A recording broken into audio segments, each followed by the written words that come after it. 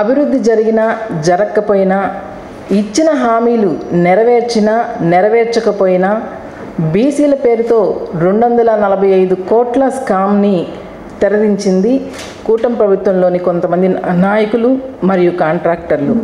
మిగిలిన 9 కంపెనీల్లో 6 కంపెనీలని వాళ్ళ తరహాలో వాళ్ళ పద్ధతిలో నేరుగా నాజూగ్గా పక్కకు తప్పించేశారు. ఇంకా ఉండేది 3 కంపెనీలు, L1, L2, L3 కంపెనీలు ఉన్నాయి. L1 కంపెనీ వచ్చేసి శ్రీ టెక్నాలజీ ఇండియా హైదరాబాద్ వాళ్ళు 21,798 కోట్ చేస్తే, L2 company social agency for people's empowerment Hyderabad వీళ్ళు 23,400 రూపాయలకు కోట్ చేశారు. L3గా ఉండేది centre for urban and rural development Hyderabad, వీరు 23,500 రూపాయలకు కోట్ చేశారు. కానీ ఎక్కడైనా లో బిడ్ ఎవరైతే కోట్ చేస్తారో, L1గా ఎవరైతే ఉన్నారో వాళ్ళకి ఎక్కువ మిషన్లు ఇవ్వాలి. ఏం చేశారు, వాళ్ళకి కేవలం 5,000 మిషన్లు మాత్రం 5% ఇచ్చారు. అంటే 5,000 కుట్టు మిషన్లు మాత్రం ఇవ్వడానికే L1 కంపెనీకి వాళ్ళకి అనుమతిని ఇచ్చి, L2, L3 కంపెనీలు ఏవైతే ఉన్నాయో వాళ్ళకి 95%.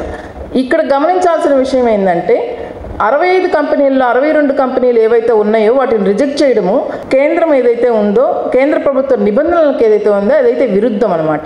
అలా చేయకూడదు. ప్రజల డబ్బు ఏదైతే ఉందో అది అటు ఇటు కాకుండా నేరుగా ప్రజలకు చేరాలని చెప్పి ఈరోజు మీ ద్వారా ప్రజలకు తెలియజేసుకుంటూ ఉన్నాము.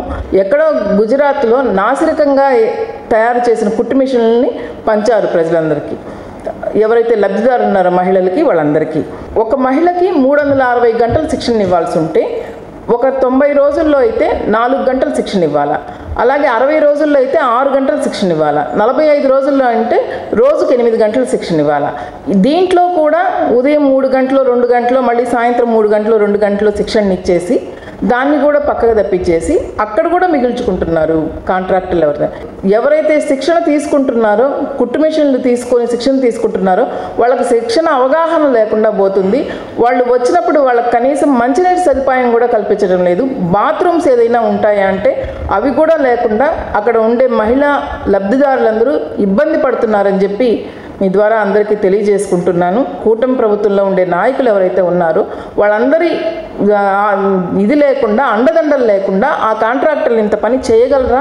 లేకపోతే 23,000 రూపాయలు ఒక మహిళకు చెందాల్సి ఉంటే కేవలం 7,300 రూపాయలు మాత్రమే చెందుతుంది. కాబట్టి భవిష్యత్తులో ఇంకా ఈ మిగిలిన అన్ని కార్పొరేషన్లకు కూడా కుట్టు మిషన్లు ఇస్తారు కాబట్టి అక్కడ కూడా ఈ మోసం జరగకుండా ముందుగానే మీ ద్వారా ప్రజలకు తెలియజేసుకొని ఎక్కడైతే ఈ మోసం జరుగుతుందో ఇది అరికట్టాలని చెప్పి ప్రభుత్వానికి తెలియజేసుకుంటూ ప్రజలందరికీ ఈ అవగాహన కల్పించుకుంటూ ఈ నాసిరకం కుట్టు మిషన్లు ఇవ్వడం మానండి, శిక్షణ సరిగ్గా ఇవ్వండి. 23,000 రూపాయలు ఏదైతే ప్రజలకి లబ్ధిదారులకు చెందాల్సిన అమౌంట్ ఏదైతే ఉందని అది ఇవ్వాలని చెప్పి మన మీడియా మిత్రులందరి ద్వారా గవర్నమెంట్కి తెలియజేసుకుంటూ